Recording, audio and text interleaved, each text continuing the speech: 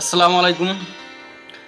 আমাদের চাচা মৌলানা বদরুদ্দিন আজমল একজন অনেক বড় আলেম, কিন্তু এই আলেম যে কত অজ্ঞ, উনি যে কত বড় জালেম মুনাফিক সেটা মানুষ বোঝে না। ওনার আসলে ইসলাম সম্পর্কে একদম ন্যূনতম জ্ঞানও নাই।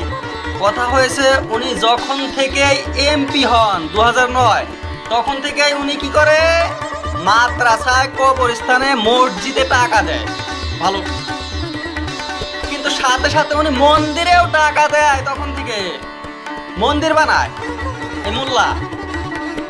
এমপির কাজ মন্দির মসজিদ কিচ্ছুই বানানো নয়, দেশের উন্নতি, শান্তি, রাজনীতির উদ্দেশ্য। ধর্ম আলাদা জিনিস, কিন্তু এ মোল্লা ধর্ম ছাড়া কিছু বোঝে না। যাই ধর্ম যদি বুঝে তো ধর্মের মতোই তো ধর্ম করতে হবে। এই যে মন্দির বানানি, নামঘর বানিয়েছে, যে বন্যার মধ্যে 25 লাখ টাকা দিয়েছে নামঘর। নামঘরে কি আল্লাহর ইবাদত করা হয় না অন্য কারো? কোরআনে বলছে আল্লাহ ছাড়া অন্য কেউ উপাস্যর ইবাদতের যোগ্য নয়, কিন্তু নামঘরে তো আল্লাহ ছাড়া অন্য দেব দেবীদের নাম নেওয়া হয়। তাহলে এটা হলো শিরকি। আল্লাহ ছাড়া অন্য কারো ইবাদত করা হয়েছে শিরকি। আল্লাহর সাথে কাউকে জোড়া দেওয়া যাবে না। এটা হলো কোরআনের প্রথম শিক্ষা। সবচেয়ে বড় গুনাহ হয়েছে শিরকি। আল্লাহ তাআলা বলেছে যারা শিরকি করে তাদের জন্য দোয়া করবে না তোমরা, তাদের গুনাহ আমি মাফ করব না। সব গুনাহ মাফ করবে আল্লাহ, শিরকি মাফ করবে না। কিন্তু এই মোল্লা হয়েছে শিরকি আলা মোল্লা। উনি অবশ্য দেখায় যে আমি অনেক ধর্মদরদি আমি আলেম, আমার কাছে ধর্ম খুব প্রিয় জিনিস। মাদ্রাসা, কবরস্থান, মন্দির, মসজিদ, গির্জা এগুলো খুব প্রিয়। কিন্তু এগুলো কে বলেছে তোমাকে? তুমি যে এমপি হয়ে শপথ নিয়েছো পার্লিয়ামেন্টে, এই কি বলেছো যে আমি ধর্ম করব, ধর্মের জন্য এমপি হয়?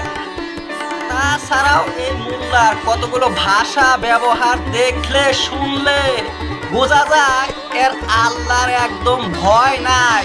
একজন সত্যিকার আলেমের ব্যবহার ভাষা কেমন হওয়া উচিত সেগুলো আজমলের মধ্যে মুঠেই নাই। তিনি হয়েছে নামের মোল্লা, উনি আখিরাতের মোল্লা নয়, উনি হয়েছে রাজনীতির মোল্লা। কিভাবে ব্যবসা চালানো যাবে, কিভাবে রাজনীতি করা যাবে এইটাই উনি জানে। কোরআনে কি বলছে? উনার কোনো জ্ঞান নাই। এই ব্যবসা, রাজনীতি আখিরাতে কিন্তু কাজে আসবে না।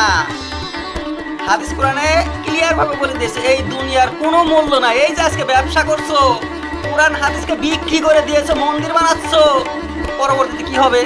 মন্দির বানানো আর ধর্ম বিক্রি করা ইসলামকে বিক্রি করা সমান। এই আলেম হয়েছে সবচেয়ে বড় অধার্মিক।